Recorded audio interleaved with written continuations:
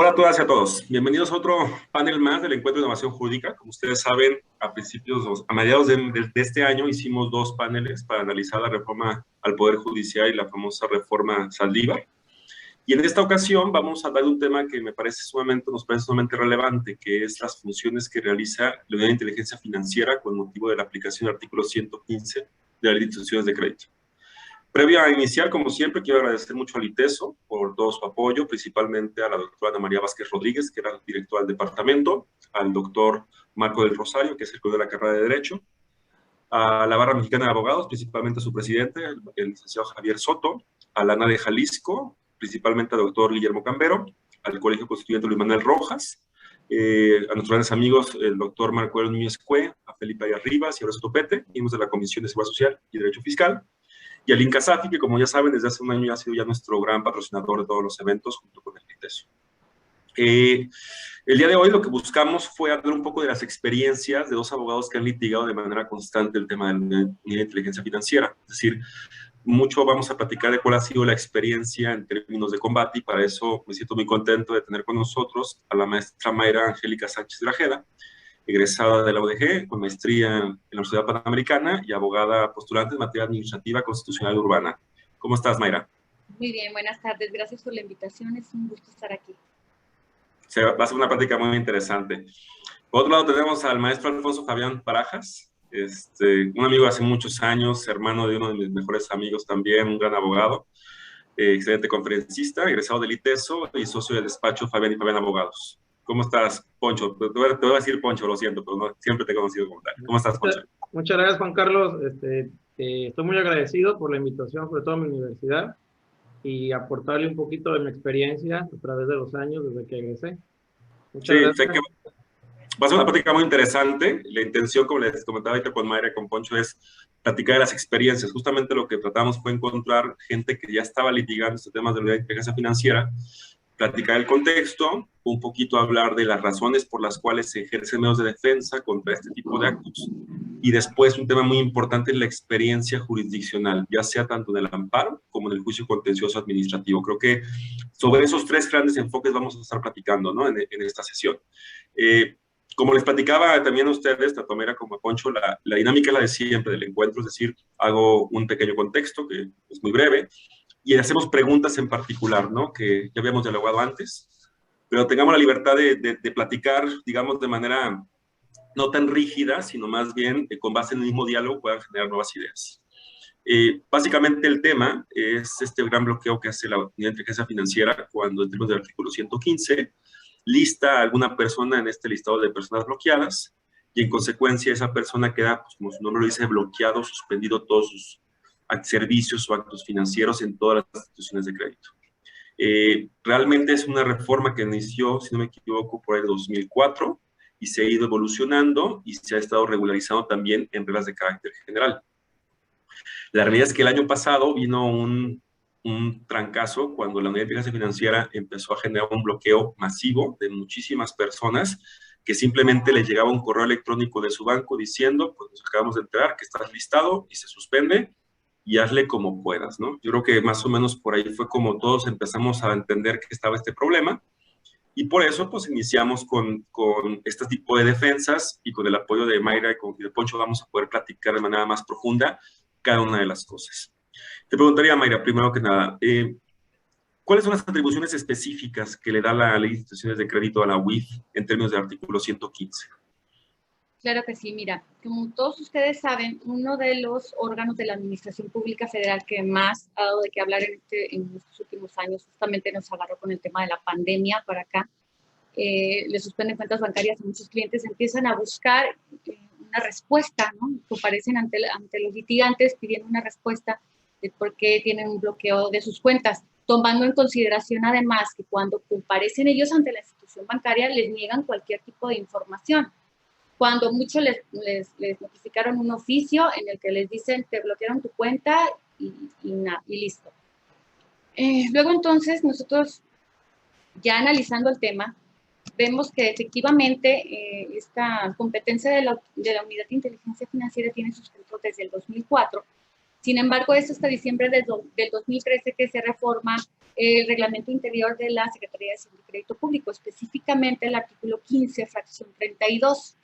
En esa fracción 32 se agrega el hecho de que tenga competencia material para integrar la lista de personas bloqueadas prevista en las leyes financieras, incluida la introducción, eliminación de personas de dicha lista, así como emitir lineamientos, guías o mejores prácticas en la materia que se refiere a esta fracción.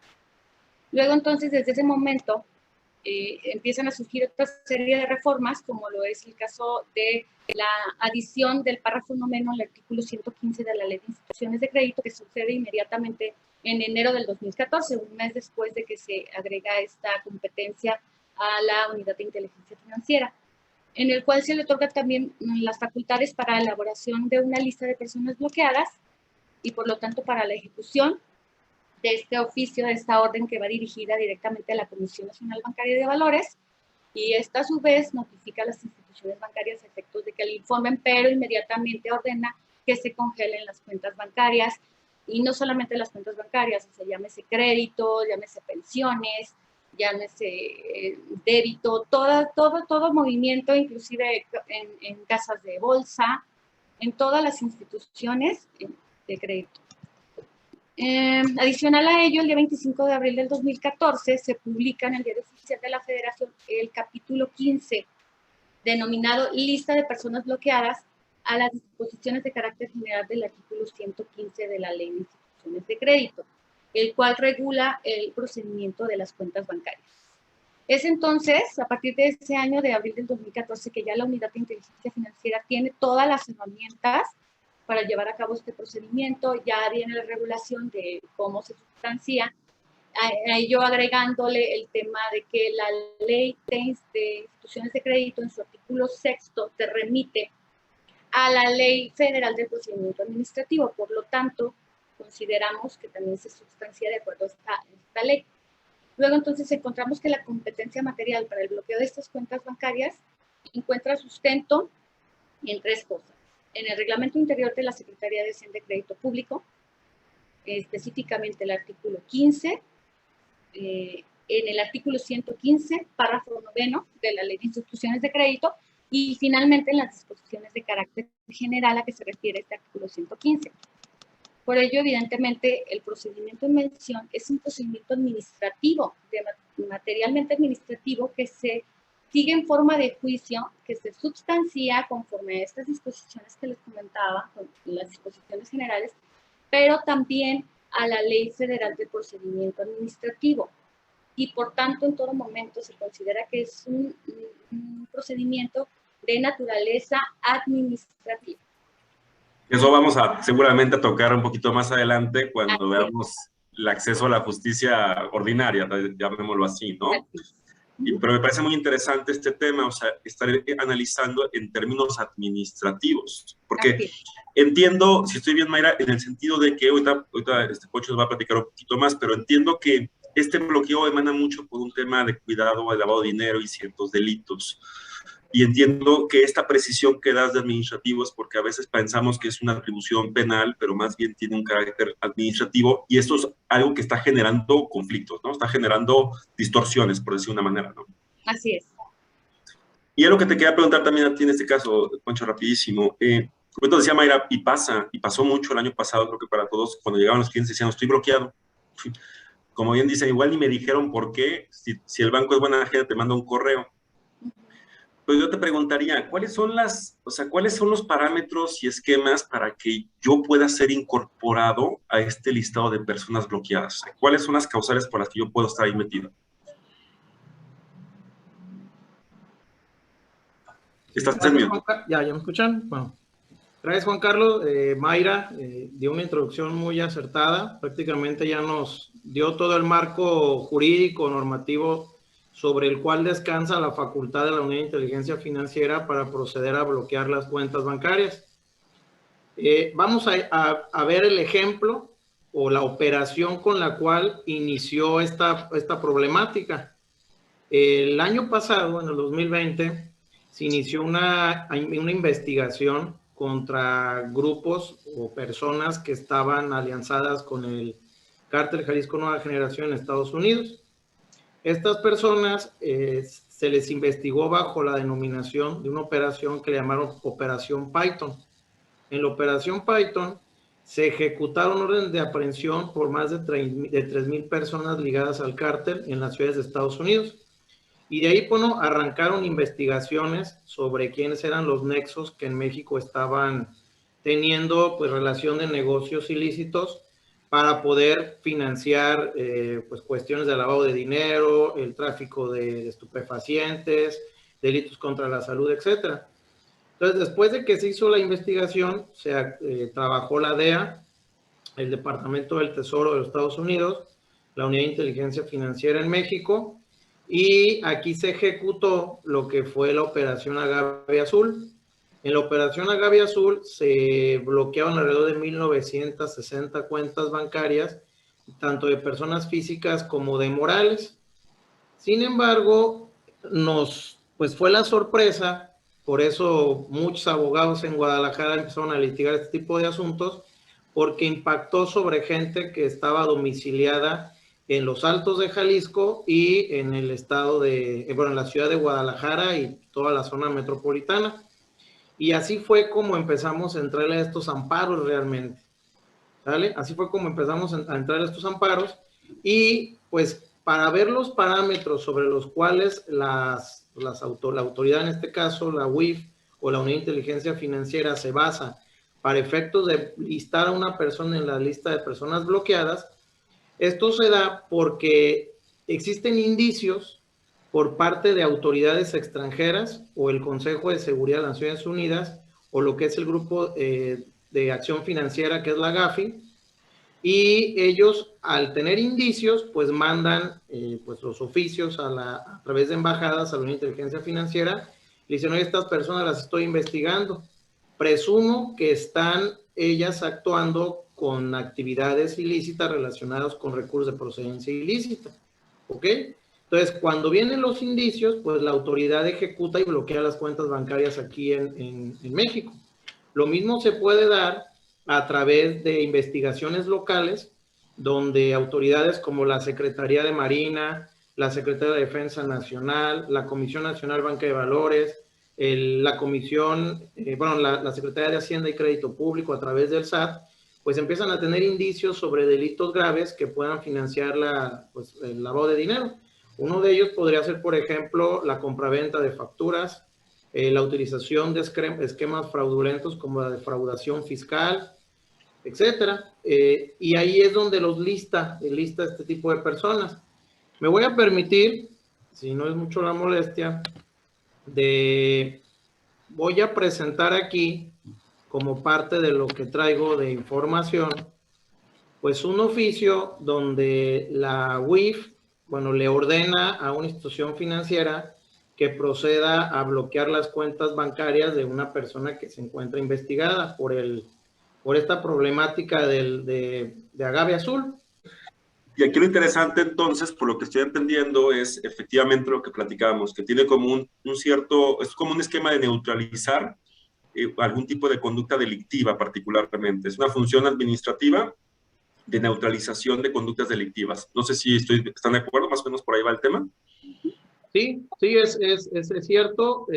Es una medida cautelar, ya lo ha determinado la Suprema Corte, que sirve para evitar que la persona física o la moral siga llevando a cabo actos delincuenciales relacionados con la Ley Federal de Delincuencia Organizada y el Código Penal Federal.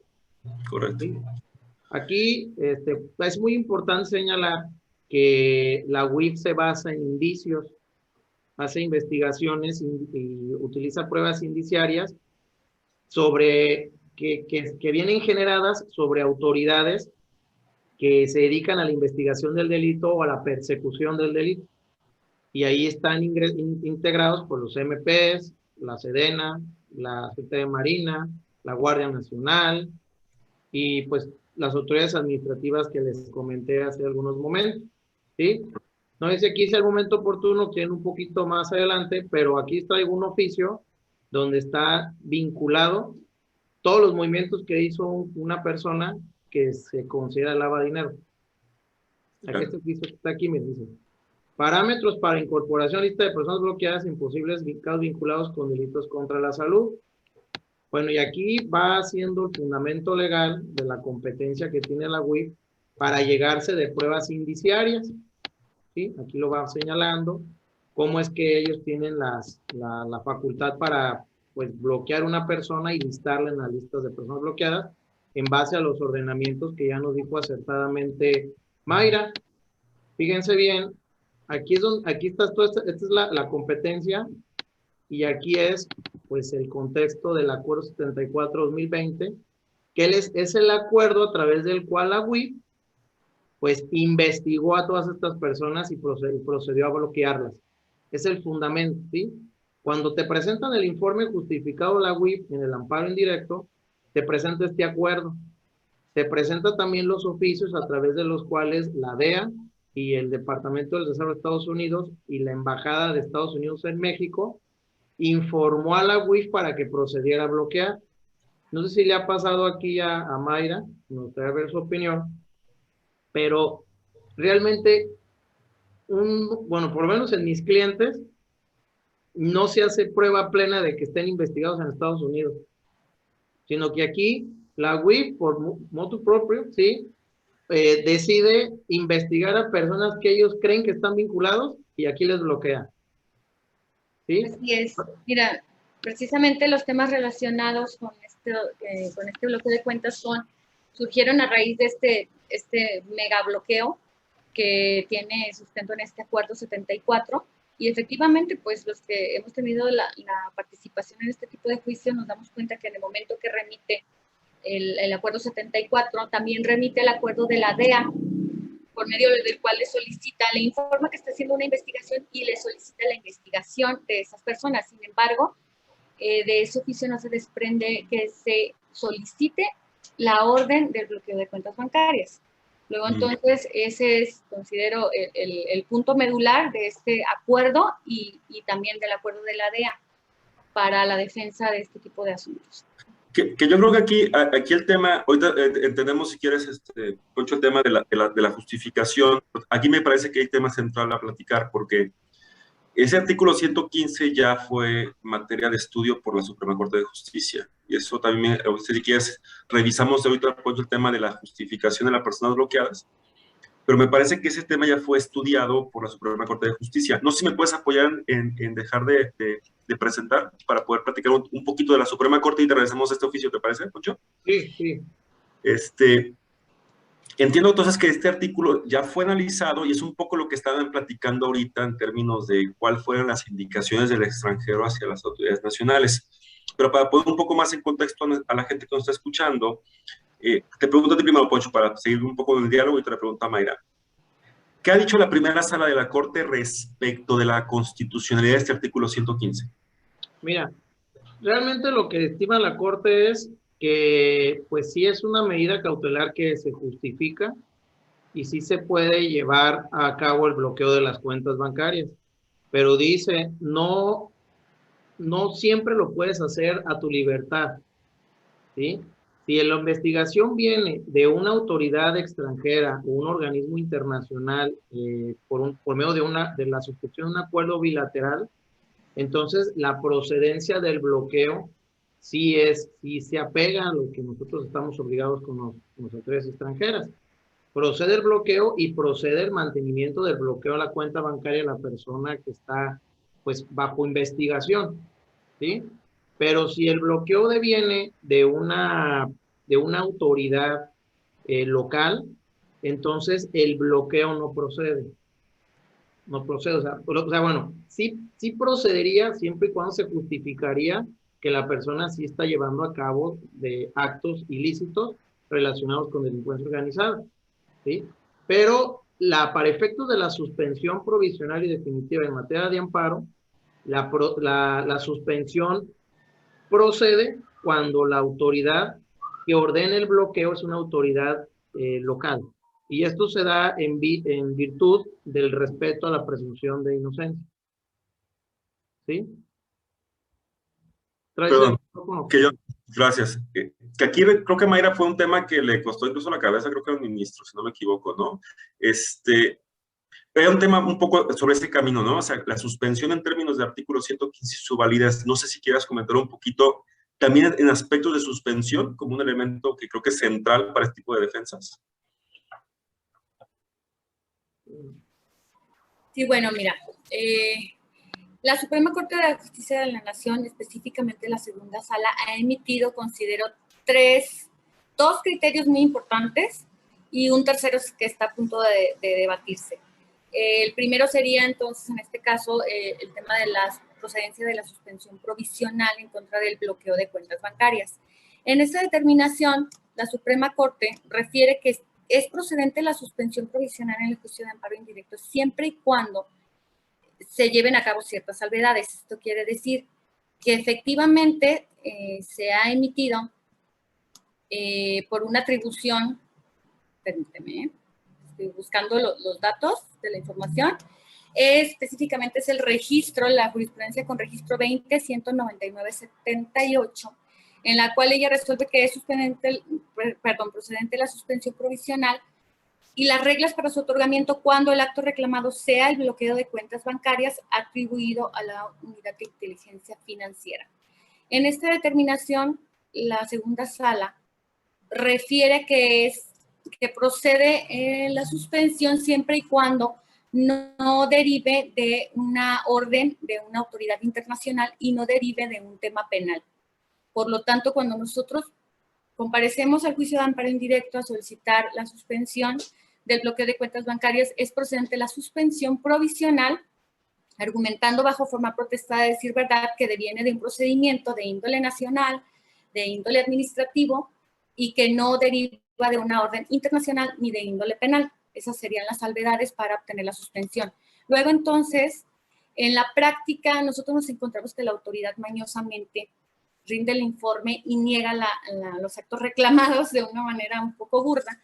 Y entonces nosotros nos vimos en el problema de acreditar la existencia del acto reclamado. Sin embargo, pues si nos vamos ante nada más con el informe justificado, en muchas ocasiones se negó la suspensión definitiva de estos actos. Por lo tanto, es procedente que nosotros antes de la emisión de la suspensión definitiva, de la celebración de la audiencia incidental, ofrezcamos el expediente de origen, el acuerdo 74, el oficio de la DEA para efecto de allegarlo de pruebas a la autoridad judicial federal y que ésta se pueda percatar de que efectivamente el bloqueo de cuentas no deriva de este tipo de actos.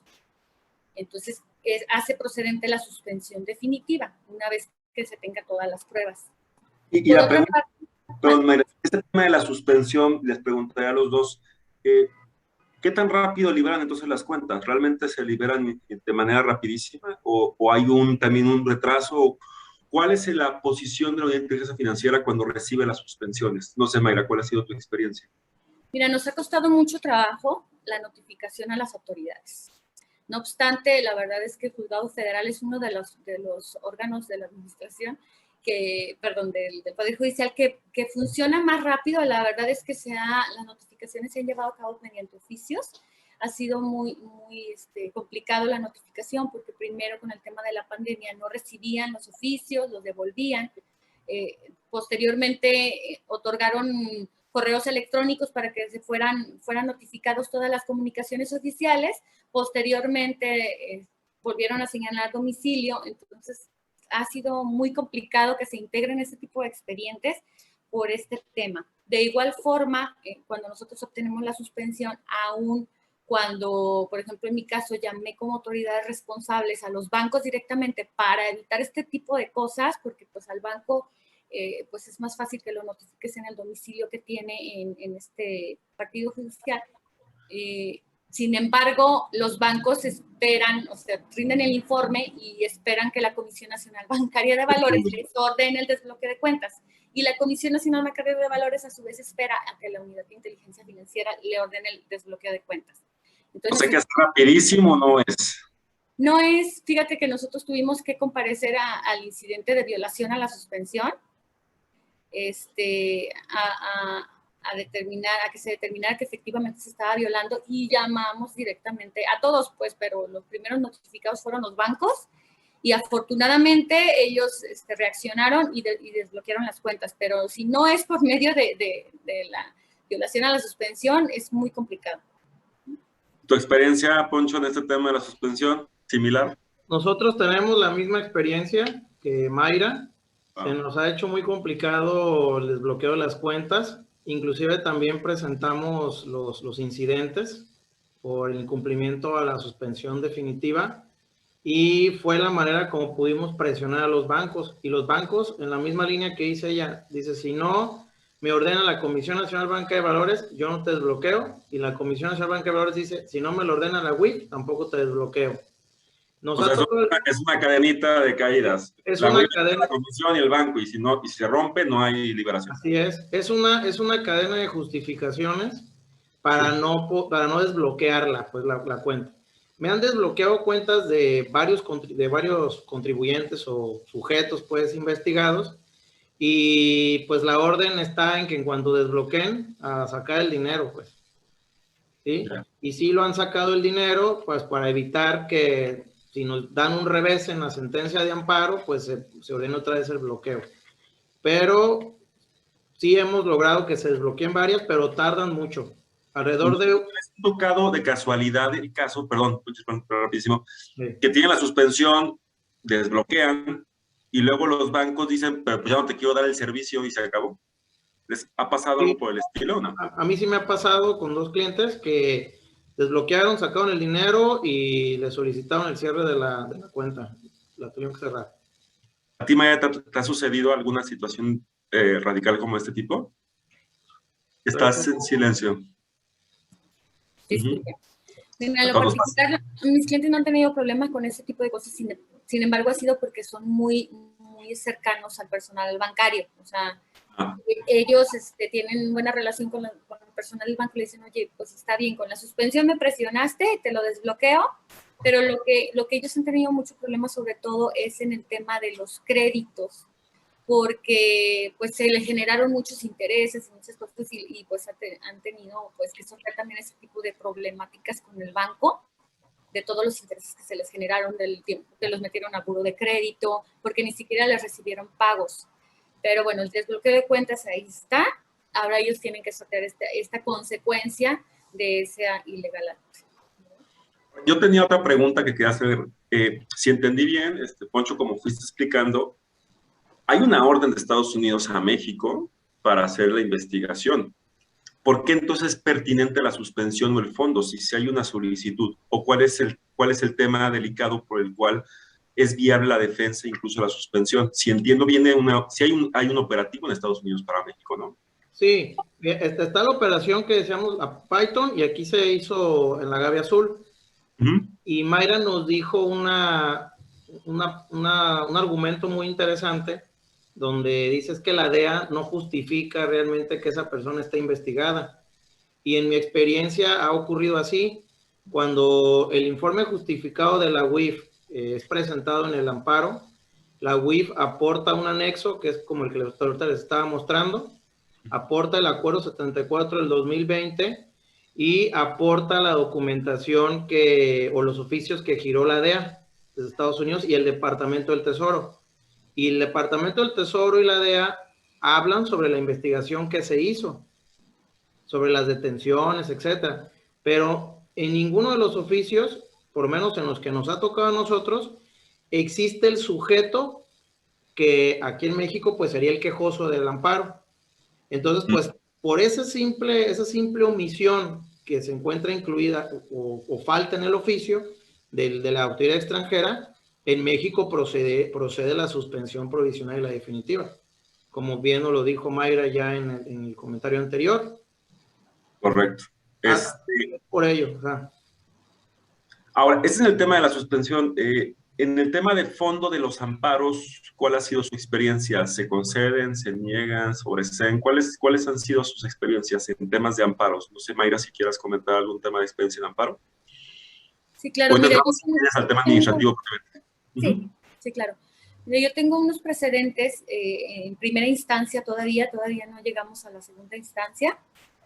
Las autoridades evidentemente se fueron a la revisión, pero hemos obtenido el fondo del amparo y nos han concedido el amparo por considerar que es inconstitucional el artículo. Inclusive por ahí en algunos casos nos dicen, oye, te suplo la deficiencia de la queja, puesto que el artículo ya se declaró inconstitucional en tu caso particular. Entonces, ni viene de una orden en la que expresamente refieren que te investigan o te bloquean cuentas bancarias a ti, ni es una orden penal del derecho interno. Entonces, ellos nos consideran otorgarnos la suspensión incluso sin comparecer ante la unidad de inteligencia financiera por la pura orden, en contra de la pura orden, que es la parte inicial del procedimiento. Esa ha sido mi experiencia en los asuntos que he llevado en contra... O sea, si has ganado y estás en revisión por parte de la... Sí. Es el escenario. Así o sea, es. En términos globales, lo que te ha pasado contigo, Mayra, ahorita vamos a entrar al tema administrativo, pero en términos de la defensa es, si entendí bien, llega un cliente contigo, estoy bloqueado, no sé ni por qué, nadie me dijo ni por qué estoy bloqueado, y lo primero que haces es un amparo, pides la suspensión, con esto que ya nos platicó también Poncho de la complejidad de las comunicaciones, y se gana el amparo, pero tenemos todavía pendiente de sentencia. Pero en principio tienes suspensión y concesión de amparo. Así ha sido tu experiencia. Así es. Poncho, ¿la tuya? Igualmente, igual también, tengo unas sentencias ganadas y todas están en revisión. ¿Están en revisión? Todas están en revisión. Hasta el momento no me han dictado ninguna resolución de la segunda instancia, pero lo mismo, porque no se justifica pues que la investigación hacia la persona que está en amparo, al quejoso. ¿Cuál sería no puedo entender cuál sería la revisión o la queja de la UIF? O sea, ¿cuál es el argumento de la UIF en la revisión? O sea, hay jurisprudencia, no acreditó estar en el supuesto de excepción o sea, ¿cuál podría ser el argumento de la UIF? No sé si lo conozcamos o qué es lo que dice en la revisión. Sí, si me lo permites, en este caso pues se fueron a la revisión la unidad de inteligencia financiera y el que creó la norma también, ¿no? Nosotros consideramos por ahí que incluso como fue un amparo contra leyes y se determinó en resolución que el artículo es inconstitucional, estamos por ahí argumentando que inclusive la unidad de inteligencia financiera no puede comparecer al recurso de revisión. Eso es un tema que también vamos a ver en el tema de no operante, ¿no?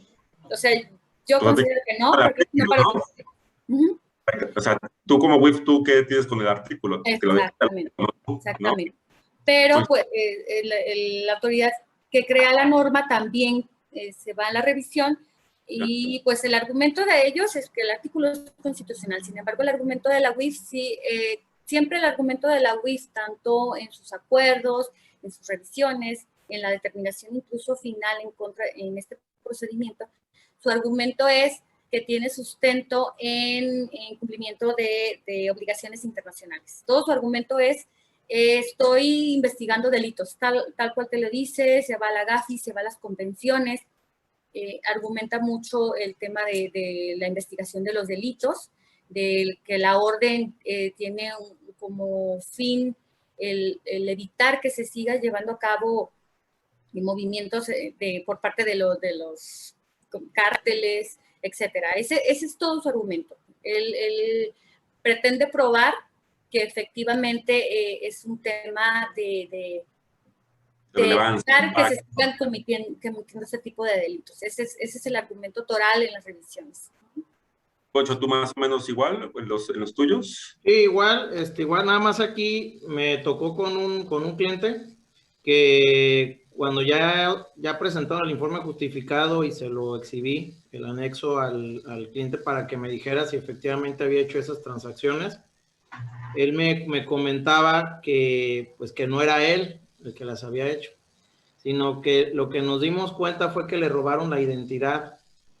Entonces es muy importante que si se te pierde, por ejemplo, el INE, la licencia, el pasaporte, o por ejemplo lo entregas en un casino, porque es muy común que en los casinos se puede llevar a cabo este tipo de actividades, pues protegerte, ¿no? A lo mejor a través de denuncias ante el Ministerio Público para evitar el mal uso de tus identificaciones, porque este señor tiene 85 años y vimos una transferencia supuestamente a su mamá, como por 10 millones de pesos. Y él me dice, oye, Elic, pues ni modo que mamá tenga 140 años, ¿verdad? Entonces, pues, tuvimos que presentar las denuncias. Ese asunto todavía no se resuelve, es un asunto importante porque de ganarse el amparo, lograría el desbloqueo prácticamente como de 10 empresas que están siendo contaminadas, porque él es el indirectamente investigado por la UIF. Y todo lo que está él está contaminado, como Sí, dices tú. exactamente. Nada más que aquí es muy interesante, primero porque no justificaron que el Departamento del Tesoro lo esté investigando y o la DEA, ¿sí? No está justificado, pero además en el amparo fue interesante porque cuando presentó el informe justificado la UIF, hace todos sus argumentos, todo se va atacando lo del acuerdo, los conceptos de violación, bla, bla, bla, pero conjuntamente con el escrito adjuntó el anexo. El anexo es la parte donde se hacen se exponen todos los indicios, ¿sí? Pero se le olvidó primero justificar el por qué ese anexo acreditaba que la persona estaba vinculado con una organización de delitos, etcétera, y a su vez no relacionó la prueba en el escrito de la constitución al amparo, pues, justificado. Entonces, pues bueno, prácticamente pues es desconocerlo, ni siquiera relacionarlo en la ampliación de amparo ese anexo. Estamos esperando la sentencia. Ya en revisión. En la sentencia del amparo primero y luego nos vaya a revisión la UIF. Ya. ¿Sí?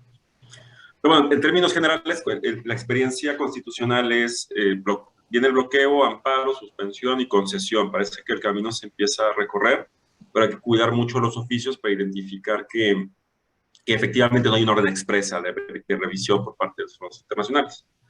Creo que, ¿vale?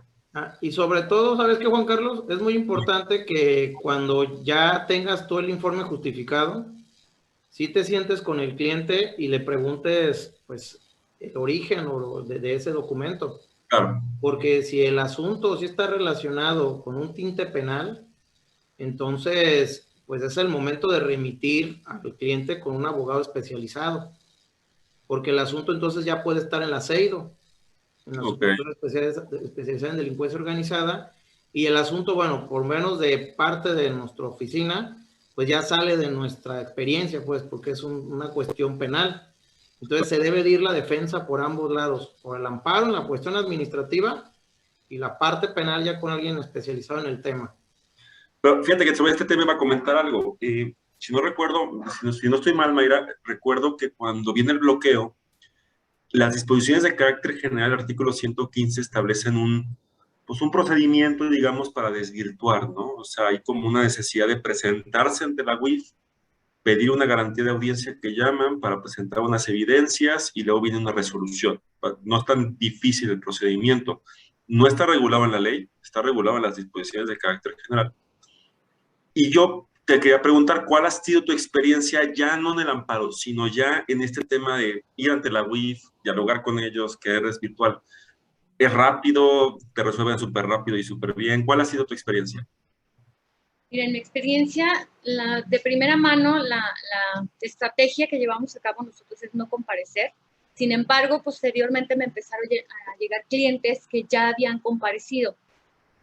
Entonces, ellos ya habían comparecido, ya habían desahogado el procedimiento de derecho de audiencia ante la Unidad de Inteligencia Financiera y vienen conmigo cuando la Unidad de Inteligencia Financiera les manda un correo en el cual le dicen, ya tengo tu resolución, los resolutivos son los siguientes, es que no se te va a eliminar de la lista. Y te dicen que tienes que volver a hacer una cita para poder notificarte. Entonces nosotros decidimos en esta ocasión, bueno, la defensa que llevaba el cliente decide pedir la cita para comparecer a la Unidad de Inteligencia Financiera, a la cual ya comparezco yo como apoderado. Mediante poder comparezco yo. En mi experiencia, pues es muy hermético. Llegas a unas oficinas en donde está muy pocos muebles, es sobre cita, te pasan directamente, están dos personas con papeles y computadoras ahí, dos chavos, prácticamente son personal muy joven, y en ese momento toman mi comparecencia, me notifican, me emiten un acta de notificación en la cual dicen que se me muestra en ese momento la sentencia. Nada más me dan el legajo de copias de la sentencia, que consta de menos de 50 hojas, y me permiten leerla ahí y me permiten tomar notas, porque no te permiten llevar ni cámaras, celulares, computadora, no puedes... Te dan una copia de la resolución. No te dan copia. ¿No te dan copia? No te dan copia. Te permiten Pues, consultar. ¿qué haces? Sí, no, pues en ese momento tomas nota, ¿no? Inclusive yo iba preparada, pero ellos te dicen, ¿quieres hojas? Y entonces estuve 4 horas transcribiendo lo más importante que consideré de la sentencia. No me imagino los que comparecieron al derecho de audiencia, porque pues tenían que tomar nota de todo el acuerdo 74, que es enorme, y la DEA, me imagino que fue muy complejo, pero bueno, en mi caso fue la sentencia, que no eran más de 50 hojas, la transcribí lo más que pude, y es todo lo que te dan. Ok, si quieres ahorita pasamos al otro. No sé tú, Poncho, si has tenido experiencias de este procedimiento ante la UIF, o sea, antes de defender, o sea, este procedimiento ha sido, o tus clientes, ¿qué te han dicho? ¿Algo similar a lo de Mayra? O sea, que te sientan ahí y transcríbele, o sea, una cosa rarísima. Sí, mira, aquí lo primero que hizo un cliente, y bueno, porque ese que ir por el procedimiento administrativo, cuando se enteró del bloqueo de las cuentas, me mandó un correo a un correo institucional de la UIF, un escrito, pues un correo libre, ¿no? Lo manda y cuando contesta la UIF le dice, ok, te voy a dar cita, pero primero dime qué cuentas te bloquearon y dime la fecha en que lo conociste. Entonces, obviamente eso es como una trampa pues, procesal, que consideramos que si tú lo contestabas confesando la fecha, te podría limitar para irte al amparo indirecto, ¿sí? Pero, bueno, aquí ocurrió que esta persona sí compareció, ocurrió exactamente lo mismo que dice Mayra, le hablaron por teléfono, acudió a la UIF, le dijeron, aquí está tu resolución, que inclusive es una resolución que ni está fundada ni motivada, está nada más toda mal hecha, lo notifican por comparecencia y le dicen, pues no te la puedo entregar, ¿sí? Y nosotros lo que hicimos fue, en caso de este cliente, me fui al juicio de nulidad y yo con fundamento en el artículo 16 de la Ley Federal de Procedimiento Contencioso Administrativo, señalé, bajo protesta de decir verdad, que ahí me hablaron por teléfono y me dijeron que tenía una resolución, que acudí y que pues simplemente me la notificaron, pero nunca me enseñaron nada, ¿sí? Que nunca me enseñaron nada y que desconocía el contenido de la resolución. Entonces, lo que hizo el tribunal, admitió la demanda sin ninguna prueba y posteriormente le ordenó a la UIF que contestara la demanda de nulidad exhibiendo las documentales. Ahí te voy a tener más un segundo, porque me llama la atención de que presenta la demanda y el tribunal admite, como si fuera automático. No sé, Mayra, si tú has tenido experiencias de complejidades en la admisión de la demanda. No sé si soy claro. Sí, claro que sí. Mira, incluso en los asuntos en los cuales ya se presenta el juicio de nulidad en contra de la determinación final de este procedimiento de bloqueo de cuentas bancarias, en mi experiencia lo que sucedió fue que desecharon la demanda. Desechan la demanda por notoriamente improcedente. La segunda, han caído los asuntos en la segunda sala regional de Occidente. Y esta sala tiene aquí, en este circuito. Digámoslo así. La sala regional. Sí, ellos concluyen que no procede el juicio de nulidad, puesto que no nos encuadramos, esas determinaciones no se encuadran en ninguno de los supuestos de la ley orgánica del Tribunal de Justicia Federal. Del artículo 3. Entonces ellos dicen, oye, si te fijas, están enlistados supuestos y ahí no se encuentran las determinaciones de la UIF. En este caso nosotros comparecimos a presentar el recurso de reclamación y tenemos pendiente esto. Cuando nosotros hacemos el análisis de la procedencia del juicio de nulidad, nos encontramos que existe ya varios precedentes por parte de las salas regionales de Occidente, en las cuales han desechado la demanda, inclusive se han ido al amparo directo, y ahorita se encuentra pendiente de que se resuelva un amparo directo de esta naturaleza, en la cual la Suprema Corte ya determinó que ejerce la facultad de atracción. Recientemente lo determinó, luego entonces estamos a la expectativa de ver qué resuelve la Suprema Corte con relación a la procedencia del juicio de nulidad. Sin embargo, pues la propia determinación que te notifica la Unidad de Inteligencia Financiera te fundamenta en la Ley Federal del Procedimiento Administrativo y te remite expresamente a que comparezcas al juicio de nulidad. Es decir, te dice, en contra de esta determinación, procede juicio contencioso administrativo de acuerdo a tal artículo, por lo tanto, tienes 30 días para impugnar esta determinación.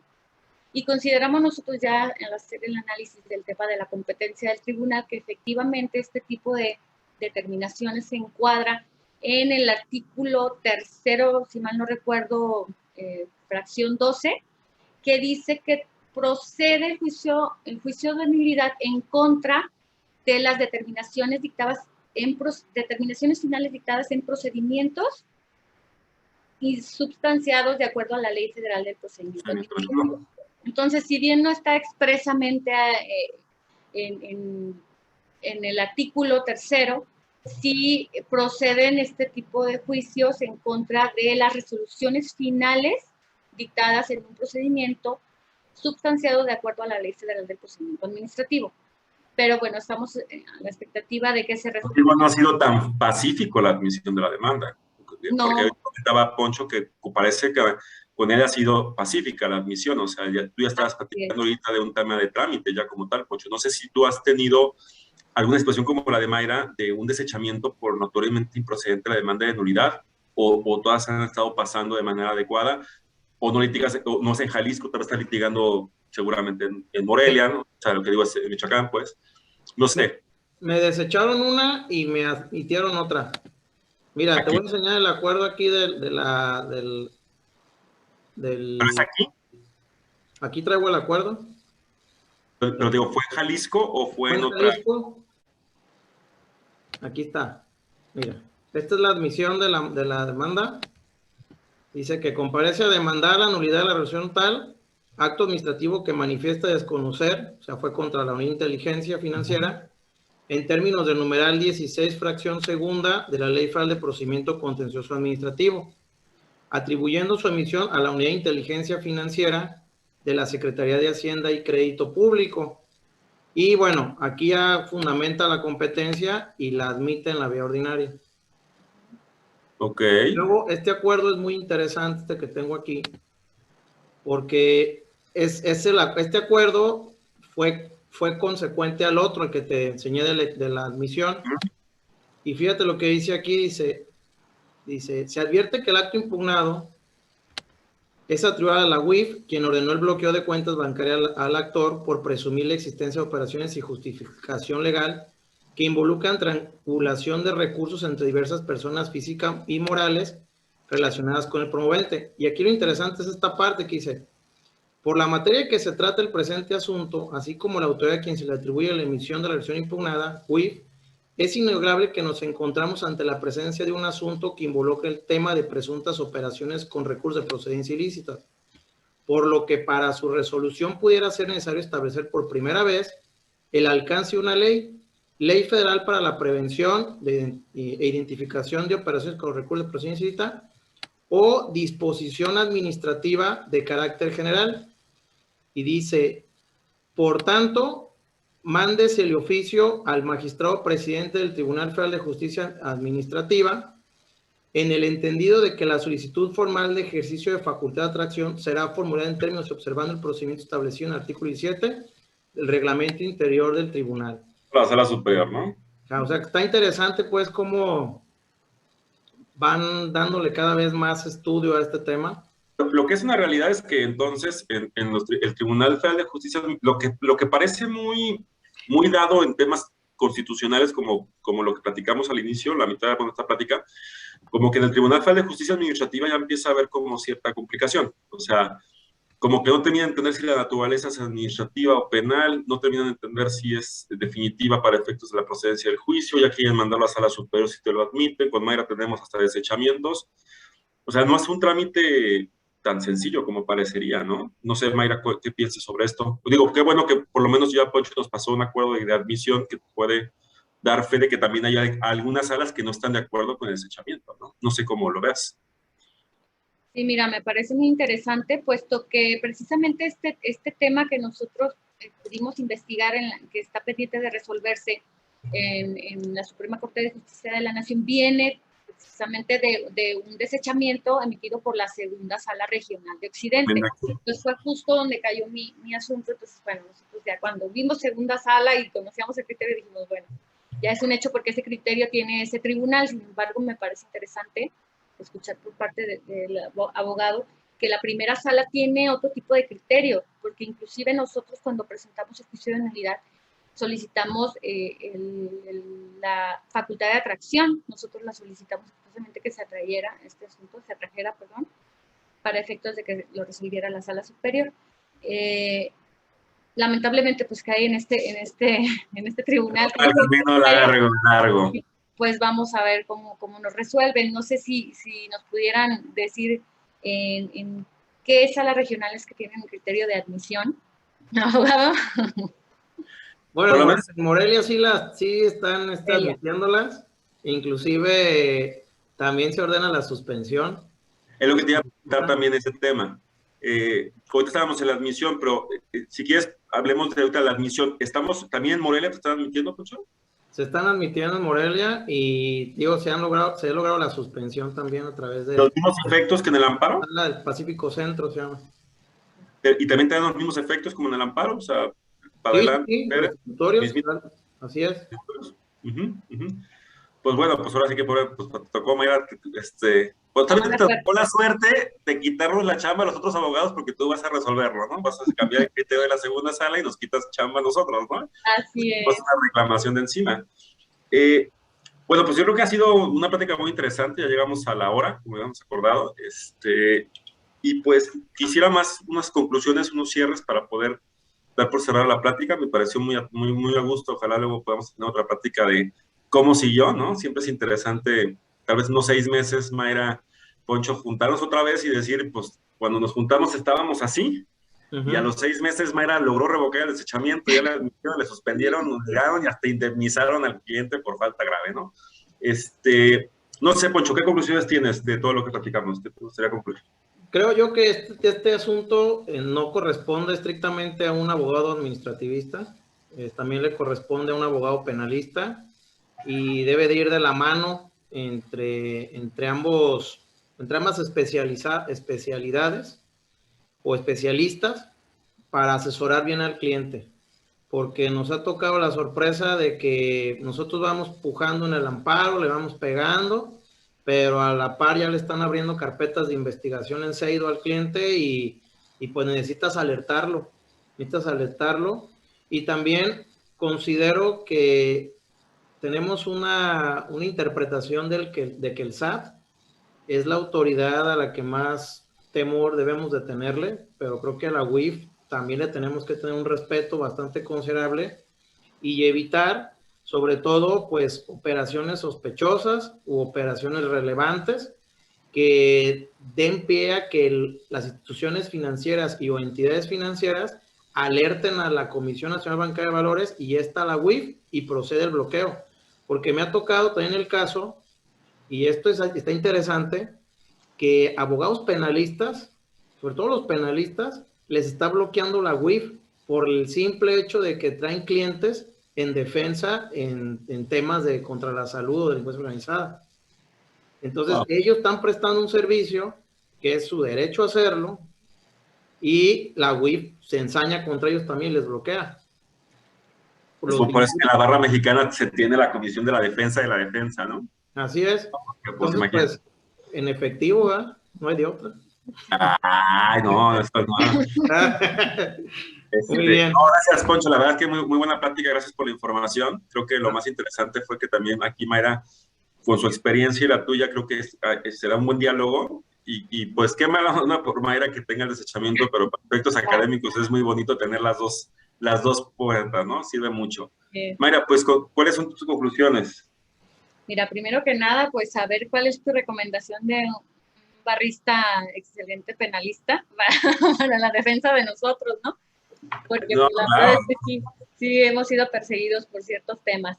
Pero bueno, sobre todo concluyendo con el tema, fíjate que me parece muy interesante seguir este amparo directo que está próximo a resolverse, puesto que sí quiero comentarles los temas que se van a definir en esta determinación.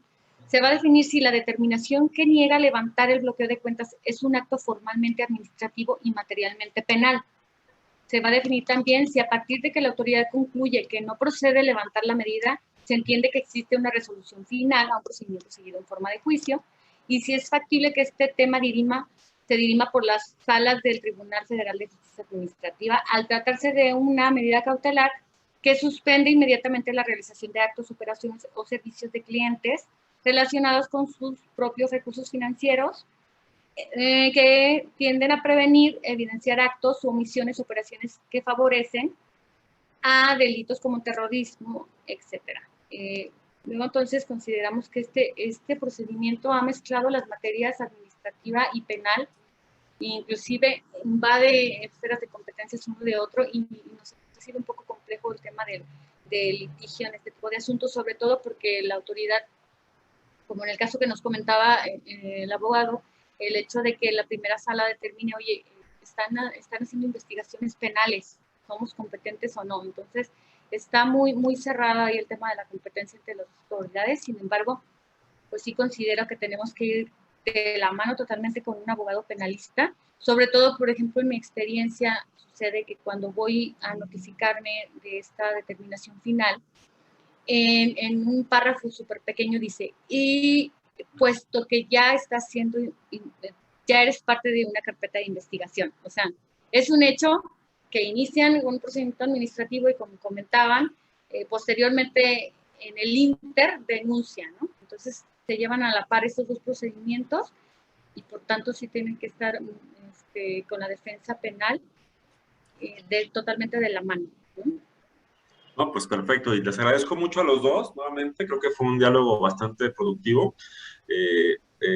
Vamos a ver si en un par de meses nos juntamos para ver los avances y volver a dialogar un poquito más sobre los avances. Pues te agradezco mucho, Mayra, por el tiempo, sé que estabas muy ocupada, pero te agradezco por esta hora, este espacio. Va a ser un material que vamos a poder estar circulando con nuestros alumnos, con la gente, los profesionistas, es algo muy interesante.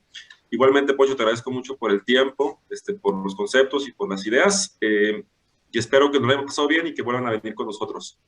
Claro. Y a la gente que nos está escuchando, agradecerles por su tiempo. Este semestre vamos a tener otra plática de Derecho Urbanístico para que nos sigan adelante. Pues muchas gracias y pues, que tengan un buen fin de semana. Gracias, Carlos. Gracias. Luego, igualmente. Gracias. Con permiso. Hasta luego.